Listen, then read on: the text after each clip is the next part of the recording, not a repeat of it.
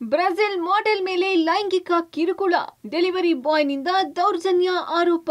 ಕಾಂಬೆ ಹಿಂದೆ food delivery boy. ಬೆಂಗಳೂರಿನಲ್ಲಿ Brazil ಮೂಲದ ಮಾಡೆಲ್ಗೆ ಡೆಲಿವರಿ ಬಾಯ್ ಒಬ್ಬ ಲೈಂಗಿಕ ಕಿರುಕುಳ ನೀಡಿದ್ದಾನೆ. ದಿನಸಿ ವಸ್ತುಗಳ ಡೆಲಿವರಿ ಮಾಡುವ ವೇಳೆ ವಿದೇಶಿ ಯುವತಿಯ ಮೈಮುಟ್ಟಿ ಅಸಭ್ಯವಾಗಿ ವರ್ತಿಸಿದ್ದಾನೆ. ಆರ್ಟಿ ನಗರ ಪೊಲೀಸ್ ಠಾಣಾ ವ್ಯಾಪ್ತಿಯ ಅಪಾರ್ಟ್ಮೆಂಟ್ನಲ್ಲಿ ಈ ಘಟನೆ ನಡೆದಿದೆ. ಅಕ್ಟೋಬರ್ 17ರಂದು ಬ್ರೆಜಿಲ್ ಮೂಲದ ಮಾಡೆಲ್ ಬ್ಲಿಂಕಿಟ್ ಆಪ್ನಲ್ಲಿ ದಿನಸಿ ವಸ್ತುಗಳನ್ನು ಆರ್ಡರ್ ಮಾಡಿದ್ರು. ಈ ವೇಳೆ ದಿನಸಿ ತಂದ ಡೆಲಿವರಿ ಬಾಯ್ ಮನೆಯಲ್ಲಿ ಯಾರೂ ಇಲ್ಲದನ್ನು ಗಮನಿಸಿ ಮಾಡೆಲ್ ಜೊತೆ ಅನುಚಿತ ವರ್ತನೆ ತೋರಿದ್ದಾನೆ. ಆಕೆಯನ್ನು ಮಾತಿಗೆಳೆದು ಆಕೆಯ ಮೈ ಮುಟ್ಟಲು ಯತ್ನಿಸಿದ್ದಾನೆ.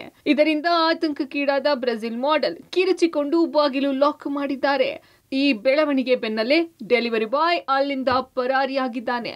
ಬ್ರೆಜಿಲ್ ದೇಶದ ಮಾಡೆಲ್ ಮೇಲೆ ಕಾಮುಕನೊಬ್ಬ ಲೈಂಗಿಕ ದೌರ್ಜನ್ಯ ಎಸಗಿರುವಂಥ ಘಟನೆ ಬೆಂಗಳೂರಿನ ಆರ್ಟಿ ನಗರದ ಸುಲ್ತಾನ್ ಪಾಳ್ಯದಲ್ಲಿ ನಡೆದಿರುವಂಥದ್ದು.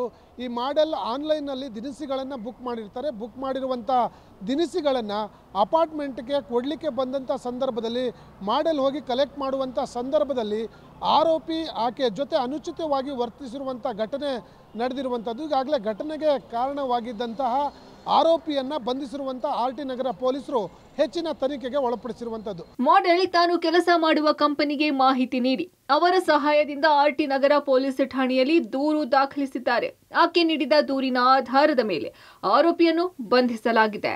ದಿನಾಂಕ 17/10/2025 ಆರ್ಟಿ ನಗರ ವ್ಯಾಪ್ತಿಯ ಸುಲ್ತಾನ್ ಪಾಳ್ಯದಲ್ಲಿ ಬ್ರೆಜಿಲ್ ಮಹಿಳೆ ಒಂದು SK ಮಾಡೆಲ್ ಕಂಪ್ನಿಗೆ ಅವರು ಕೆಲಸ ಮಾಡ್ತಿರ್ತಾರೆ.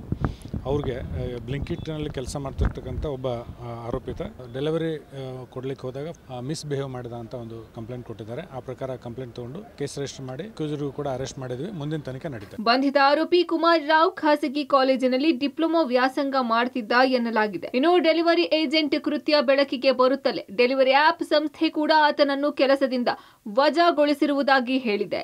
ಈ ಸಂಬಂಧ ಪೊಲೀಸರಿಗೂ ಮಾಹಿತಿ ನೀಡಿದೆ. ಅಲ್ಲದೆ ತನಿಖೆಗೆ ಸಹಕರಿಸುವುದಾಗಿ ಹೇಳಿದೆ ಎನ್ನಲಾಗಿದೆ.